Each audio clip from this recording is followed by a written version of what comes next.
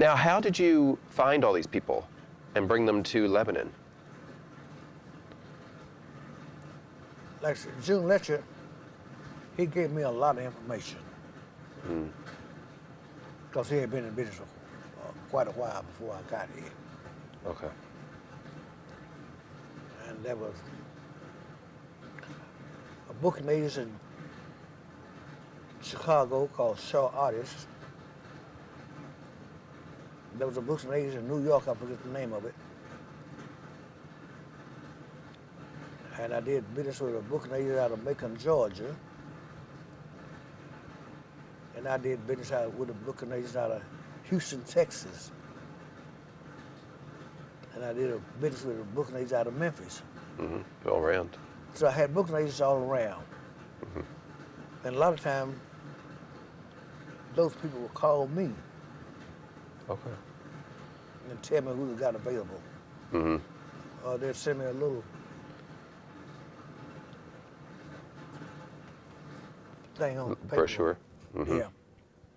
They were telling me who they got, and I'd go down the list and I'd see who I want. Uh-huh.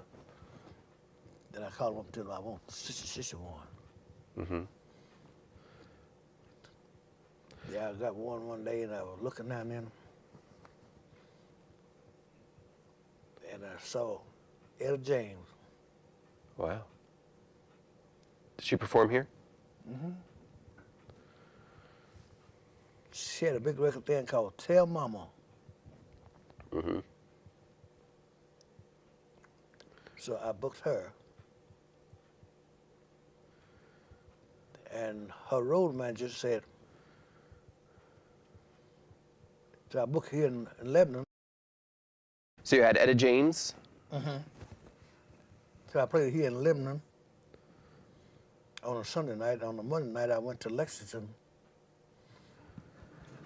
That place called the Cotton Club. Uh-huh.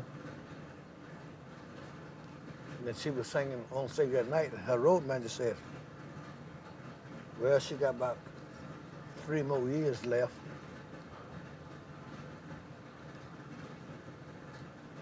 That's been 40 years ago, and she's still doing it. That's right. Yep. Yep. So that's been a long 3 years. Yes. She has longevity. Yes, yes. And then I booked Count Basie.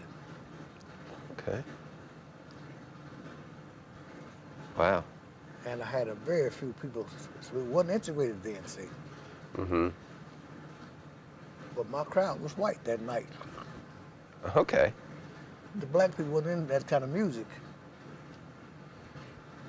So Club 68 and Club Cherry were not integrated at the time. That's right. Club 68 was... Club Cherry was black and Club 68 was white. Okay. And did many of the people you booked for Club Cherry perform at Club 68 as well? Like, did Count Basie do both, or Ike just... Tina Turner did both. Ike and Tina Turner did both.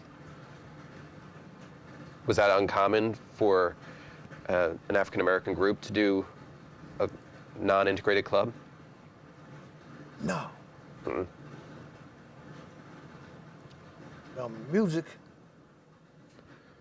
really was a help to integration period. Because if people played music, they didn't look at no color. Right. Just the sound. Because a lot of black people and white people played together in the bands.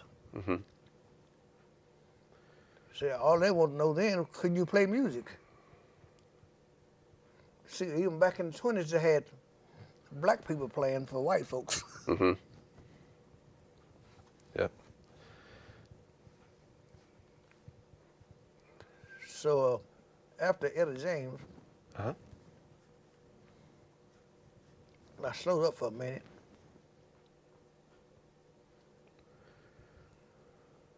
Then I got a call from Macon, Georgia.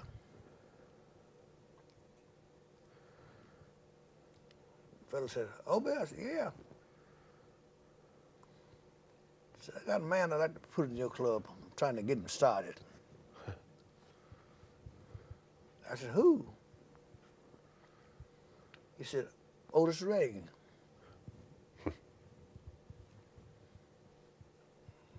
I said, okay. How much it gonna cost me?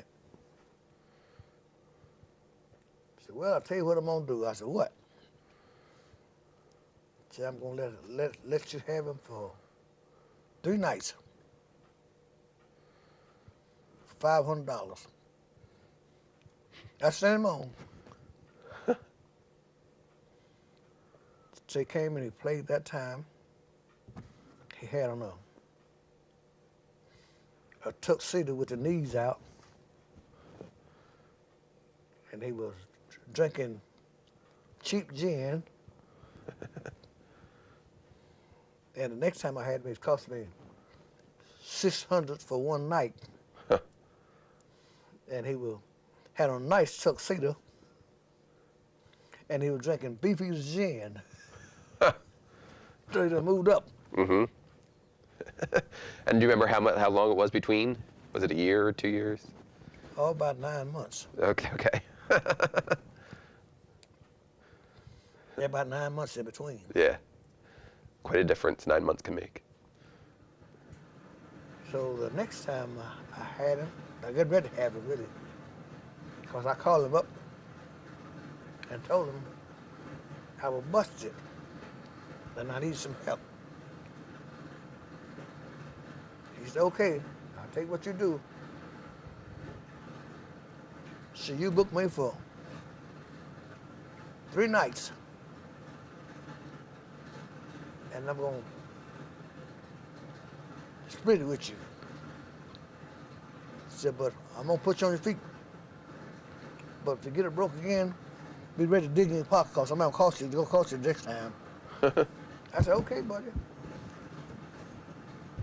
So I went to Michigan, then set up a thing for him. And I went to Lexington and set up a date. I played in the Club Cherry. I had 4 nights set up, really. So I set him up in Louisville. And I had some little band one on a Sunday night. And the fella here called Red came by the club and said, by my club. Said, Obie? I said, yeah. He said, did you know Otis Redding just got drowned? I said, you got to be lying. No, I ain't lying. So I called his manager. Now tell me it ain't so. Said, Obie, it's not so, but it's true. So then I said, James Brown was the hottest thing in the country then, during that period of time. And Otis Redding was about to take it away from him. Uh-huh. And the mafia owned James Brown. So I forever say that the mafia killed Otis Redding. That his plane blew half in two over Lake Michigan.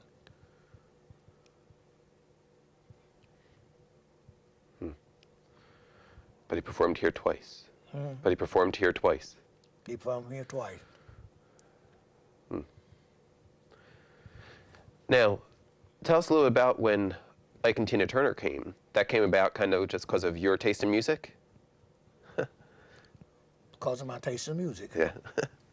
I say I saw that on the jukebox and I played it. And they sounded good to me. So I called show artists in Chicago and told them I wanted them.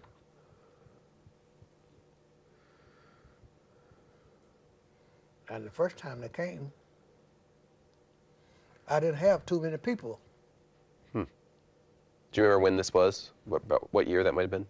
I say about 65. Mm-hmm.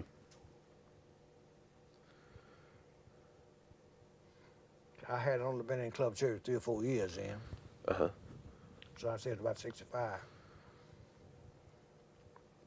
But the next time I had them, we had a chief policeman called Garrison. He said that was the biggest crowd. He had been the chief of police for 40 years here in Lebanon. Uh-huh. He said the biggest crowd that he ever saw in Lebanon at once since he'd been the chief of police. Huh. And they locked up one drunk that night.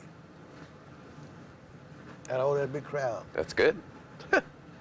And there was cars with license plates from everywhere, even down to Florida, Uh-huh. Chicago. Well, I had to think, I got people from a lot of places. I got a lot of people out of Fort Knox and Louisville, Somerset.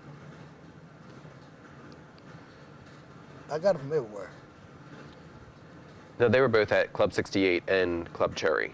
You did. They played at both clubs, correct? Who, Argentina? Mm-hmm. Yeah. How many times did they perform here? Lord, I don't know. I forgot. A few. I had them a few times. Yeah. That's great. And were they always together? It was always Ike and Tina was never here by herself, I think. I had Tina one time by herself. Okay. I played at Club Cherry and I played Lexington. Then I carried her to Louisville. Mm-hmm. When I carried her to Louisville, she had a group called the Ikeettes. Uh-huh. And she picked up one girl out of Louisville. And that girl stayed with her till she went to England. Hmm. Huh. Was it a different show between Ike and Tina and just Tina by herself? Could you tell? It's a whole different show. Yeah. Different kind. Yeah, Ike was playing like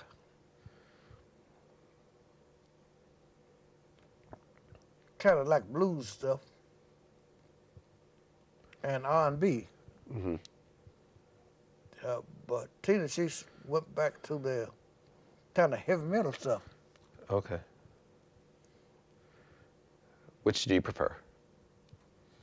Anything Tina does. Okay. It was fine with you either way, right? Yeah.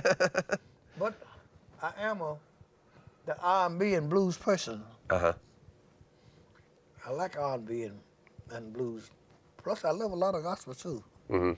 I booked some gospel groups in Danville. I booked a group out of Jackson, Mississippi called the Jackson Southerners. I played them in Danville. Mm-hmm. And I booked a group out of Texas called Slim and Supreme Angels. They're professional gospel groups.